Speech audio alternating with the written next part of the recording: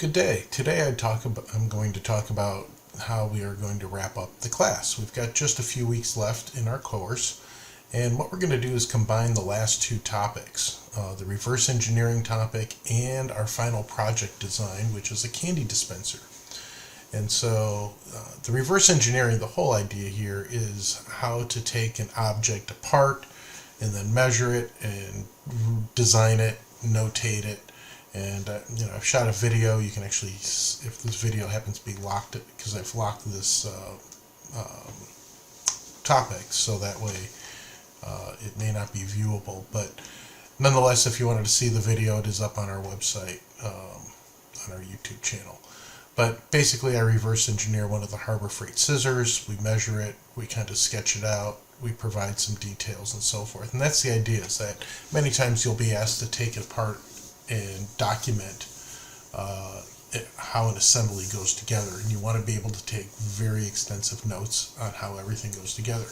Now you've got an amazing tool, your phone, that can take videos and pictures and organize things, which makes it much easier to allow you to do that. But having some simple notes along with it is also important, so you can go back and reassemble the object that you've taken apart.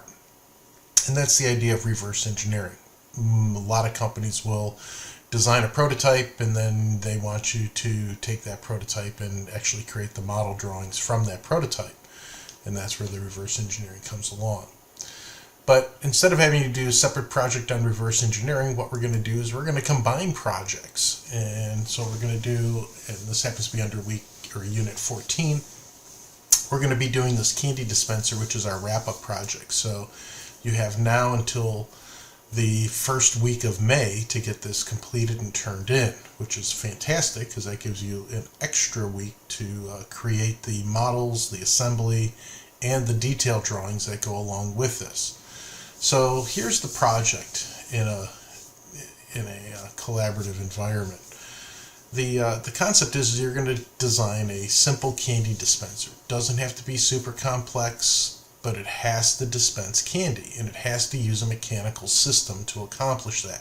Whether that's a spring-loaded environment, or whether that's an auger, or whether that's a coil, it just can't be a simple, well, I'm going to just pull the box open and the candy's going to come out kind of a thing. It has to be a mechanical process to get the candy to dispense. Whether that's turning a knob of some sort, and that helps mitigate the flow of candy. There's a lot of different ways that you can do this, and you can go back to a simple gumball machine concept, or you can make it extremely complex like today's vending machines, which are basically a coil-based system to dispense the products. And take a look at that closer. Go to a vending machine and start taking a look at it. Take some pictures of the inside of a vending machine. Now somebody may go, wow, that's kind of weird. But when you're designing something, you want to go out and take a look at what others have done to get an idea of how you can do it better. So here's the idea. You're going to select one of your favorite candies and measure it. Mine happens to be Reese's Peanut Butter Cups. So here's a package of Reese's Peanut Butter Cups. Well, I'm going to have to measure that Reese's Peanut Butter Cup package and figure out how I'm going to dispense it. Well, what I figured is that if I do a coil system, kind of like a potato chip dispenser, we can dispense these types of Reese's products. But now I've got to design something to hold the Reese's in place and to dispense them properly. So it's not as just simple as taking and measuring the Reese's and designing a coil. It's actually going to the next step in designing a box that goes around the Reese's and the coil, and how that would actually work. From there, you need to create the assembly model, which means you have to create the parts, and you have to create the detail drawings. So the whole idea is that we want you to create a package, and this package is going to be something that you would like to use for job interviews. That's the whole goal here. Hey, I created this from scratch. And along with the Arbor Press that you've created, you've got a pretty decent portfolio of a design environment that will make you employable. So that's the goal here.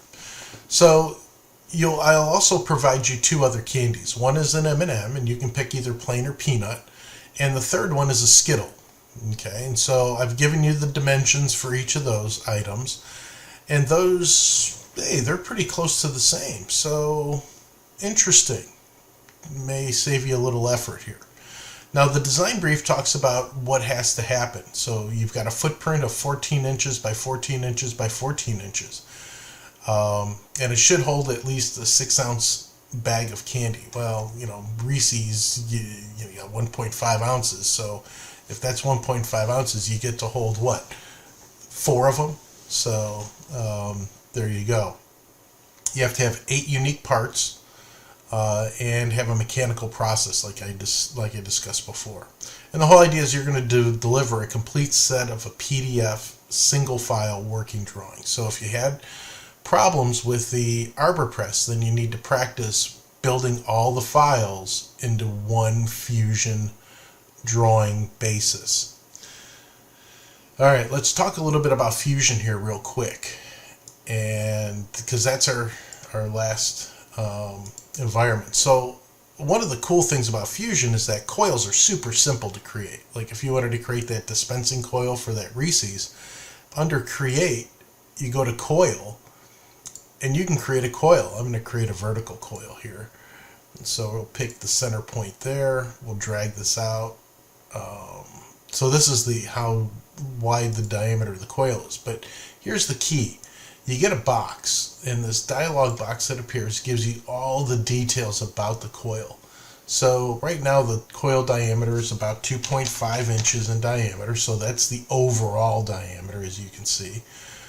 Now the height of the coil is almost 3. We'll make it 5 inches. So you can see how it stretched it out, and there's only 3 revolutions to the coil. Well, if you wanted more revolutions, you can add them. But the section size is what's important here. And this is the cross-section diameter of the coil. Right now it's over a 1/2 inch. So if we made this a 0.125 or an 1/8 inch, you can see how much of a difference it makes on that. And then we could add additional revolutions. We can go 6 revolutions.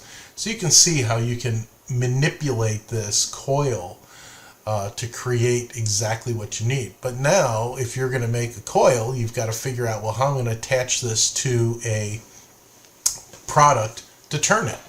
Well, the easiest way to do that is to just build a base to it. Okay, so